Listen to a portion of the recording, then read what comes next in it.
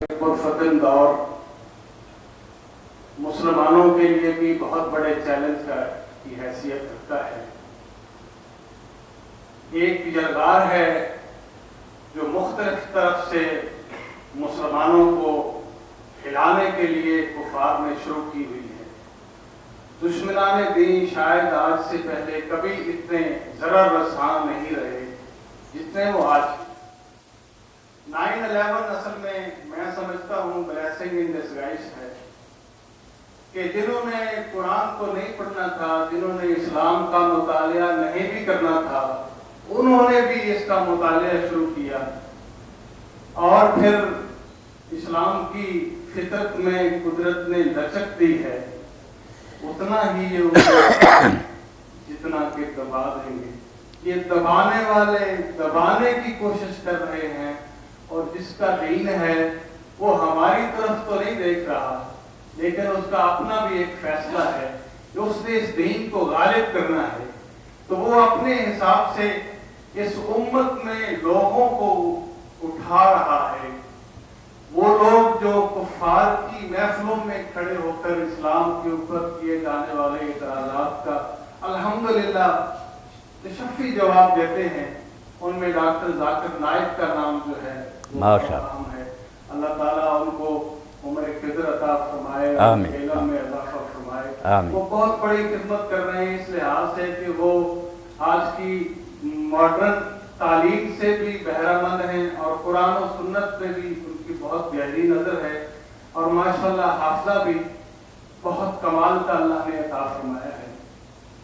पाकिस्तान में डॉक्टर जाकिर नाइक की नियाबत और उनकी जो वो काम कर रहे हैं, मैं समझता हूँ अगर मैं सही बात अर्ज करूँ तो ये है कि वो काम जो डॉक्टर जाकिर नाइक टीवी पे और दूसरे इंटरनेशनल लेवल पे कर रहे हैं, हज़रत मौलाना मुफ्ती इसाक साहिब को अल्लाह ने ये तौफीक दी है कि वो भी माशाअल्लाह शमशीर बेनयाम की तरह लोगों के सामने बैठ के कुरान और सुन्नत का दिफा करते हैं और इस तरह से करते हैं कि यहाँ पे असल में जैसे मैंने अर्ज किया कि इस्लाम मुसलमानों को ही लोगों ने मुख्तलिफ जो है गलत फहमियों में मुब्तला कर रखा है। तो जरूरत इस अमर की है इस वक्त कि ये जो मीडिया की यलगार है और जो कुरान और सुन्नत के खिलाफ और इस्लाम के खिलाफ एक मुस्तकिल सिलसिला शुरू है मगरब की तरफ से, दहशतगर्दी का इल्जाम और ये बम धमाके और ये जितनी वो समझते हैं कि अमन व अमान खतरा मुसलमानों से है, किसी और कौम से नहीं। हालांकि उन बेवकूफ़ों को ये नहीं पता कि हमारे तो इमाम जो थे वही अमन के अलंबरदार, सबसे बड़ा अमन तो उन्होंने कायम किया था। जनाब रसूल मक़बूल सल्लल्लाहु अलैहि वसल्लम की वो फतह मक्का की तस्वीर अगर आप ज़हन में लाएं तो कौन सा ऐसा फातेह है जिसने इतनी खूबसूरती से इनकलाब बर्पा किया हो। खुर्शीद गिलानी के अल्फाज में मरहूम ने लिखा था मौलाना, वो कहते हैं कि फतह मक्का में इतना खून भी नहीं बहा जितना डॉक्टर अस्पताल में ऑपरेशन करते हुए बहा देते। अल्लाह, इतना पुराना इनकलाब के दाई की उम्मत को कहा जाए कि ये दहशतगर्द है, तो ये तो एक ऐसी बात है जिसपे आदमी हैरान हो सकता है कि ये क्या इन लोगों की सोच हो गई है। तो हज़रात ग्रामी, मैंने ये चंद मिनट इसलिए लिए कि अब आप उतनी देर में तशरीफ ले आए इससे पहले कि मौलाना का किताब शुरू हो, सवाल जवाब का सिलसिला शुरू हो।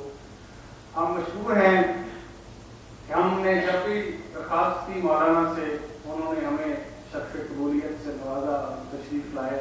हमेशा उन्होंने जो है यूनिवर्सिटी में आमद को वलीयत दी है और मैं समझता हूँ वाक़ईतन आज का पढ़ा लिखा नौजवान, आज का प्रोफेसर, उसको ज़्यादा जो है ज़रूरत है इस बात की कि उसको कुरान और सुन्नत की तरफ खींच के लाया जाए।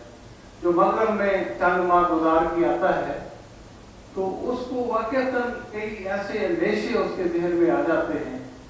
तो एक और बात जो है वो कुरान और सुन्नत को कम से कम टाइम देते हैं, बल्कि अगर मैं यूं कहूं कि हम कुरान और सुन्नत को टाइम देते ही नहीं خیال میں بجا ہوں. اسی لیے ہمارے ذہن میں بہت سے خیالات ایسے ہیں جو ہم سن کے کہ جی رسول اللہ نے شادیاں اس لیے کیوں کی تھی کہ یہ آپ کے پیغمبر کا کیا.